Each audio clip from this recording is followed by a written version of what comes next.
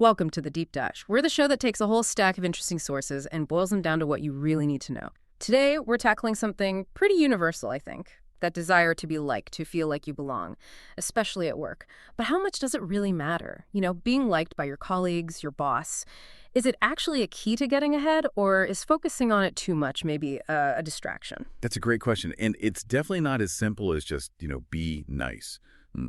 For this deep dive, we've pulled together quite a bit. Psychology research, HR studies, career coaching advice, really trying to unpack the whole likability and belonging thing at work. And one stat really jumped out from the sources. Something like 75% of employees globally say they felt excluded at work at some point. Yeah. Wow, 75%. That's huge. 3 out of 4 people. That immediately makes this feel like less of a personal failing and more of a bigger systemic thing we need to get our heads around, whether we're feeling it ourselves or maybe even unintentionally making others feel that way. Yeah. So, okay, our mission today isn't just about what you personally can do, though we'll cover that. We're going to look at the real benefits of being liked and belonging. We'll explore those signs, sometimes subtle, sometimes not, that maybe you're being left out. We'll definitely dig into strategies for individuals, but also, crucially, when trying too hard to be liked can backfire. And we have to look at what companies should be doing, right, to build a place where people actually feel included. Okay, so we know people want it. Let's get into the why, though. Is being liked at work just like a nice to have? Does it make the day go smoother, or is there something more fundamental or research points to? Oh, it's much more fundamental than just warm, fuzzy feelings. Yeah, absolutely. Our sources show direct links between being liked, feeling like you belong, and things like your happiness, your career progression, even your mental health. One expert, Dr. Valeria Lowy Okano, she explains it really well. Being liked helps build those natural workplace friendships, gives you that sense of belonging, and, interestingly, it can open up better career opportunities because people see you as helpful, good with others. Plus, she points out it seriously boosts mental health. You just feel more relaxed, happier overall when you feel connected. And think about this research cited in Psychology Today found that feeling respected. That's the #1 factor for job satisfaction. Respect. Okay, not just liked, but respected. Exactly. It's not just about the money. It's feeling valued. That's what gets people engaged, motivated, productive. And then Gallup research backs this up. Regular recognition boosts productivity, engagement, loyalty. In fact, they found that a lack of appreciation is a major reason people quit. Makes sense. If you feel invisible, why stay? Right. And Harvard Business Review found that employees who are well-liked are more trusted, more supported by their peers. That makes tackling complex projects way easier. It creates this positive cycle for teamwork. So it's really not just about getting along. It sounds like there's actual measurable impact on the company's results, on your own career path. Are there other maybe frameworks or models that kind of pull this together? Definitely. The data really stacks up.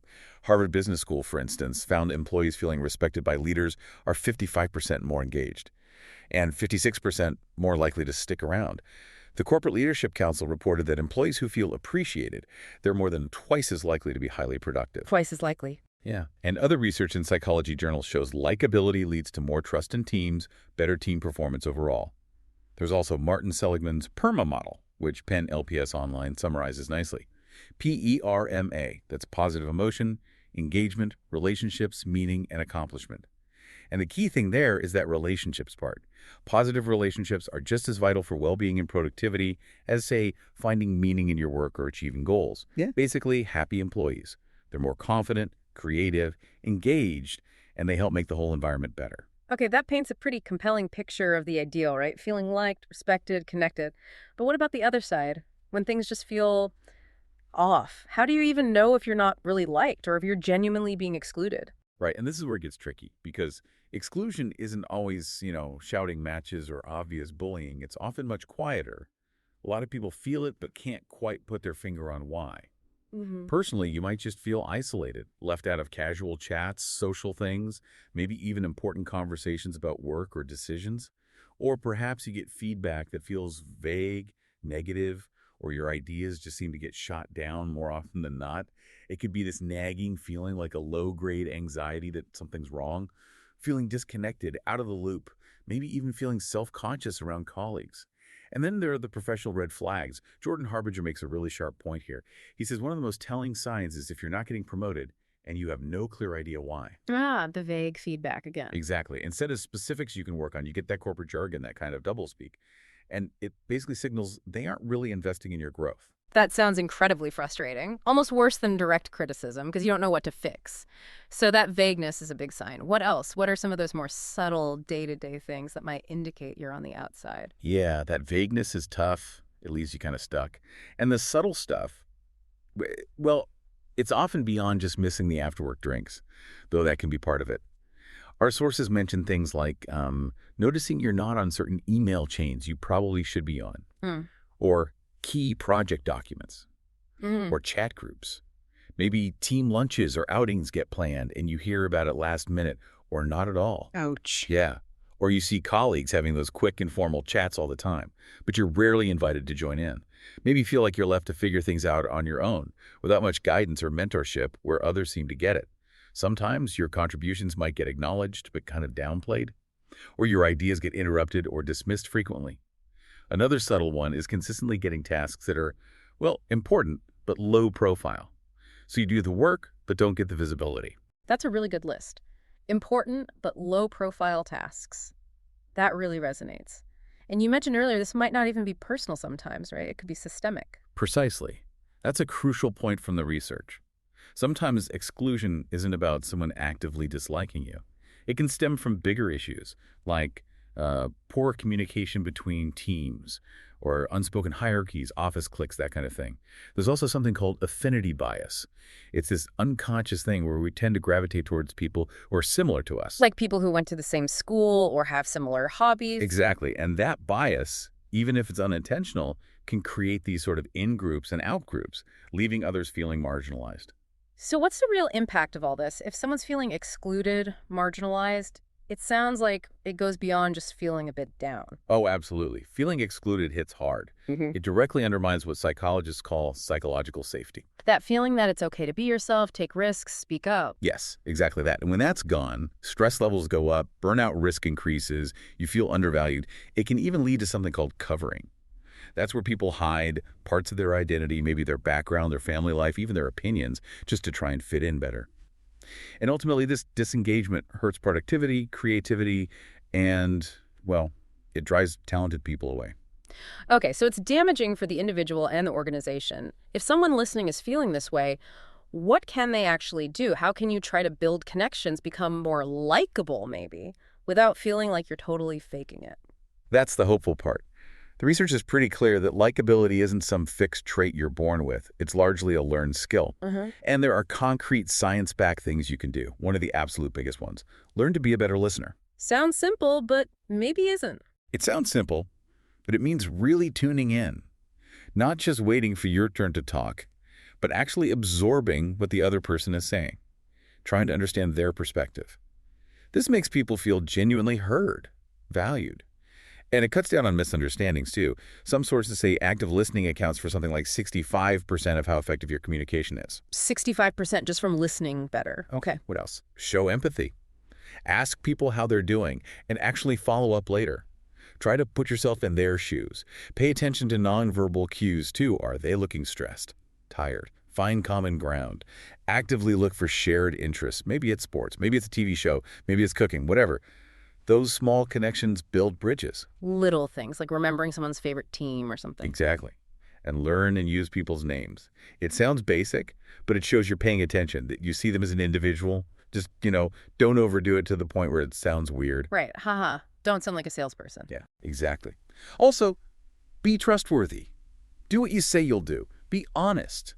Be humble. Share your knowledge, help people out, but don't be a know-it-all. Nobody likes a know-it-all. And honestly, just do your job well. Being diligent, reliable, caring about the quality of your work that earns respect naturally. That makes sense. Competence is attractive in itself. It really is. And then there's body language. We mentioned nonverbals earlier. Things like making eye contact, maybe 3 to 5 seconds, not staring, a slight head tilt to show you're engaged. One source mentioned the slow reveal smile, letting it build over a second or two. Apparently, it triggers oxytocin, the trust hormone. A slow reveal smile. I'm going to have to practice that. So nonverbals are huge then. Huge. Some estimates say 60 to 90% of how likable you seem comes down to nonverbal cues. It's often the first impression, before you even speak. Another big one is aiming for high social value. Instead of talking about yourself all the time, make others feel seen and appreciated. Ask things like, oh, that's interesting, tell me more about that, instead of immediately jumping in with your own story. Shift the spotlight. Exactly. Compliment people's skills, their ideas, their contributions, not just their appearance. That alone can make you seem about 75% more likable, according to one source. Wow. And finally, ask questions. Research shows asking more questions, especially follow-up questions like 9 or more in a 15-minute chat, makes people like you more. It signals you're genuinely listening and interested. Okay, loads of practical stuff there. Listening, empathy, names, competence, body language, asking questions. But what if you're specifically feeling excluded? Beyond these general tips, how do you navigate that feeling of being on the outside? Right, tackling that exclusion feeling directly. First step, focus on what's actually in your control. Your performance, your attitude, how you react to things. Can you improve the quality of your work? Set some personal goals. Then some serious self-reflection is needed. One technique mentioned is an interrogation exercise. Not interrogation in a bad way, but questioning your own beliefs. How does that work? So if you believe, I always eat lunch alone because nobody likes me, you interrogate that. Is that the only reason? Could it be you always have headphones on? Or you seem busy on your phone? Or maybe you never actually ask anyone to join you? It's about finding the real root cause, not just assuming negativity. Getting honest with yourself about your own role, potentially. Exactly. And related to that, try to assume positive intent from others. Give them the benefit of the doubt, at least initially. Don't isolate yourself further. Make an effort to share small, lighthearted things about yourself. Maybe weekend plans, hobbies, nothing too private or career sensitive, obviously. And actively participate. Accept invitations when you get them. If you can't make it, maybe suggest another time. Show you want to connect. Be proactive. Yes. And finding an ally can be huge. A trusted colleague, maybe someone respected in the company whose opinion matters. They can offer support, perspective, maybe even act as a sponsor down the line. Look beyond your immediate team, too. Maybe join an employee resource group, an ERG. These groups connect people with shared interests or backgrounds. Good idea. And if the issue is more about career progression, feeling stalled because you're maybe not in the club? Then you need to advocate for information. Be direct. Schedule that meeting with your manager. Ask for specific, clear feedback. Ask for a development plan. One source even suggested giving your manager permission to be blunt. Sometimes they hesitate to give tough feedback. Right. Better to know the hard truth. Definitely. And process your feelings about all this. Maybe keep a work journal. It helps you respond thoughtfully later, instead of reacting emotionally in the moment. Then, when you do communicate your feelings, use I statements. I feel overlooked when, rather than you always exclude me. Focus on your experience, not blame. Also crucial, find fulfillment outside work. Hobbies, volunteering, community groups. It builds your self-worth and gives you a sense of belonging that isn't tied to your job. And finally, be prepared to think about an exit strategy. If you've tried everything and the environment is just persistently exclusive or toxic, maybe it's not the right place for you. That's a really important point, knowing when to walk away. But this brings us to a really critical distinction, doesn't it? We've spent all this time talking about how beneficial it is to be liked, how to cultivate it, but the sources also warn, don't try too hard. This is where it gets really nuanced. Absolutely. This is the tightrope walk.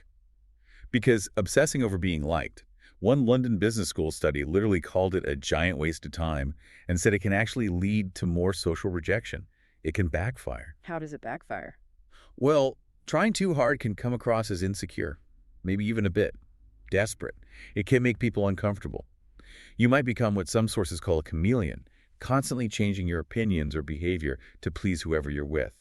That reads as disingenuous. You lose your authenticity and probably your effectiveness too. Ironically, needing that approval constantly can sometimes lead people to overshare or boast, trying to impress, but it often stems from low self-esteem. Makes sense. You're focused on their reaction, not the interaction itself. Exactly. And it's just emotionally draining, constantly worrying, do they like me? Did I say the wrong thing? It pulls you out of the present, tanks your productivity, and it chips away at your self-worth because you're valuing their opinion over your own sense of self. It also makes it really hard to say no. You might compromise your values, make bad decisions just to get accepted. This is especially tough for managers, right? They have to make unpopular calls sometimes, give difficult feedback. You can't manage effectively if you're terrified of upsetting someone. Precisely. And one final point. Focusing too much on not making waves, on being universally liked, can make you kind of bland. It suppresses the unique personality, the quirks, the style that often help you stand out and advance. Sometimes you need to rock the boat a bit to make progress. And our sources mentioned a specific challenge here for women, didn't they? This double bind thing. Yes, that's a really significant finding. The double bind dilemma. Research shows women are often judged differently. They can be seen as either likable or competent, but it's harder to be seen as both. How does that play out? If women display traits often seen as traditionally feminine, warm, nurturing, they might be perceived as likable, but maybe not competent enough for leadership. But if they display traits traditionally seen as masculine assertiveness, directness, strength, they risk being seen as competent, sure, but then they get labeled as unlikable. You know, the ice queen stereotype, or too bossy, too strong-willed. It's a real catch-22. That sounds exhausting to navigate. It absolutely is. So, pulling this section together, what's the big takeaway? How do you strike that balance between wanting connection and staying true to yourself, especially when facing things like the double bind? I think it comes down to prioritizing authenticity and your own goals. The author Chimamanda Ngozi Adichie has some great advice on this. She essentially says, if worrying about likability starts interfering with your ideas, your goals, your vision, then forget about likability. Focus on the work, on your integrity. Exactly. Focus on being kind, yes. Yes. Fair, honest, competent. Do good work. Trust that your genuine self and your contributions will ultimately be valued, even if you're not everyone's best friend. Okay. So we've covered the benefits, the signs of exclusion, strategies for individuals, the dangers of overdoing it, but it feels like we keep coming back to this point. It's not all on the individual, is it? If 75% of people feel excluded, surely organizations have a huge role to play here. A massive role. You absolutely cannot put the burden entirely on the individual to fit in to potentially broken systems. The question becomes, if exclusion is so common and so damaging, what should companies be doing? And our sources are really clear. Building an inclusive workplace isn't just a nice-to-have HR initiative. It's fundamental for productivity, innovation, everything. What's the cost to the company if they don't address exclusion? Well, the costs are significant. Lower morale, lower productivity, higher turnover, people just leave. It creates divisions, undermines teamwork, stifles collaboration and new ideas. You basically miss out on the full talent and perspectives of your workforce. So what are the concrete steps companies should be taking according to our research? There are quite a few actionable things. First, meaningful diversity, equity, and inclusion DEI initiatives. Not just box ticking, but real efforts to address unconscious bias, actively promote belonging, and empower underrepresented groups. This includes things like cultural competence training, especially for leaders, teaching inclusive leadership skills. So training is part of it. What else? Setting inclusive goals, goals that require collaboration across different teams and roles, ensuring everyone has input. Also things like formal mentorship programs, making sure new hires feel genuinely welcomed and integrated from day one, and planning inclusive social events, thinking about different interests, times, locations, maybe cross-departmental lunches, company retreats designed to foster connection, not just forced fun. Yeah, avoiding the mandatory happy hour that only certain people can attend. Right. Another key thing is actually asking employees how they feel. Using anonymous surveys to gauge the real climate of inclusion, identify problem areas, and track progress over time. You can't fix what you don't measure. Data-driven inclusion. Exactly. And distributing opportunities fairly. Making sure those high-profile, career-advancing tasks aren't always going to the same few people. Using tools maybe to balance workloads, assigning tasks based on skills and development goals, giving everyone a chance to shine. Improving communication overall is huge too.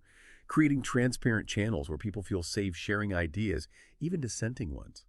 Encouraging active listening from leadership. Maybe even having non-work chat channels, for building those personal connections. Talk about hobbies, pets, whatever. And finally, something often missed. Leaders need to actively cultivate positive emotions and meaning, recognize effort, celebrate accomplishments big and small, and clearly communicate the company's values, its purpose, so employees can connect their daily work to something bigger. That's a comprehensive list. It really highlights that building belonging is an active, ongoing process for the whole organization, led from the top. Wow.